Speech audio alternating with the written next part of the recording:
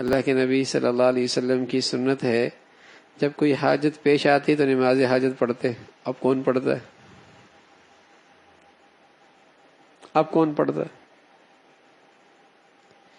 نمازی بھی نہیں پڑھتا، حاجی بھی نہیں پڑھتا، دین نماز شخص بھی نہیں پڑھتا. اس سے کیا ہوتا ہے؟ ایک ہی دوڑ لگی ہے، مادیت اسباب، مادیت اسباب، مادیت اسباب. اب دماغ جاتا ہی نہیں کہ میاں نماز بھی پڑھنی ہے، حاجت کے اللہ سے بھی کچھ آواز دینی ہے. اس سے کیا ہوتا ہے؟ اسباب ہے نا، کام ہو جائے گا. نہیں ہے نا، بس نہیں ہوگا.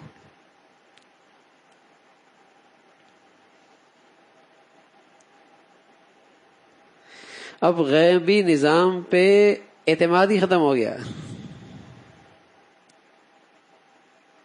غیبی نظام پہ اعتماد ہی ختم ہو گیا.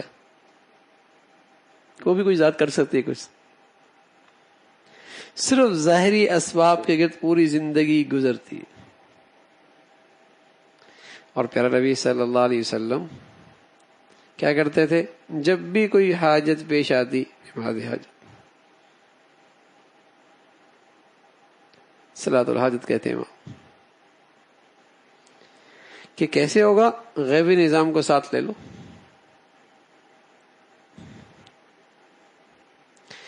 تو ایک تو یہ ہے نا کہ اللہ کی مدد اور نصرت کو ساتھ نہ لینا، اور اس سے خطرے کی بات ہے اب اس کو ذہن قبول ہی نہیں کرتا.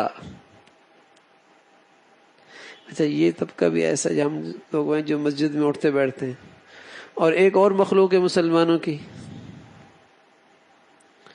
ہاں، جن کا مسجد سے، دین کے ماحول سے تعلق کوئی نہیں. تو کیا کہیں گے؟ ارے پاگل ہو گئے کیا؟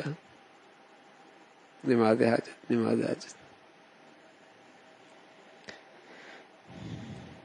جو نئی نسل آ رہی ہے، نئے ماحول سے آ رہی ہے، نئے نظام تعلیم سے آ رہی ہے، اس کا وہاں تو پڑھائی مادیت جاری ہے نا، مادیت سے زندگی بنتی ہے.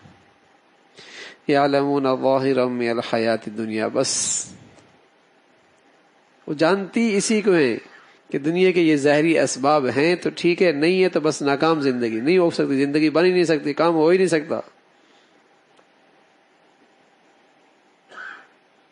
اس کے بغیر مسائل حل ہی نہیں ہو سکتے.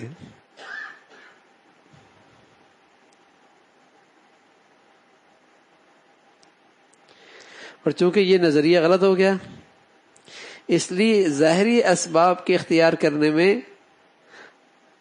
کہاں تک جاتے ہیں؟ چاہے اسلام بھی چھوڑنا پڑے،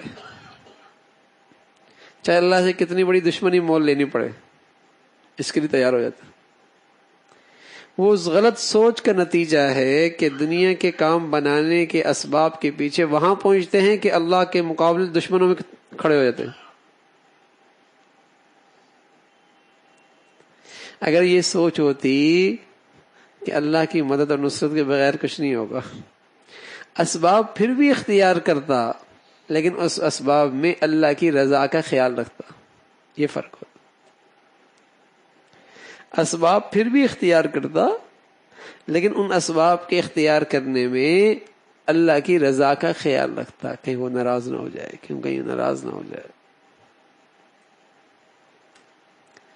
اس لیے پیارے رسول صلی اللہ علیہ وسلم کی سنت یہی ہوتی: حاجت کی نماز، دعا کا اہتمام، صدقے کا اہتمام، اسباب بھی اختیار کرتے رہے، اسباب بھی اختیار کرتے.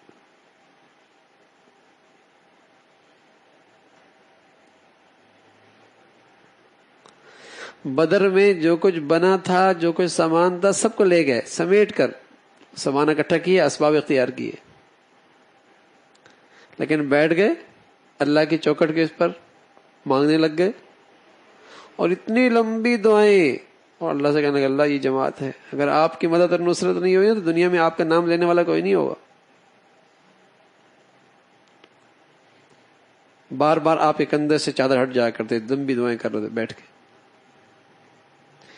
اسباب ٹھیک ہے لیکن نظام وہاں سے چلے گا.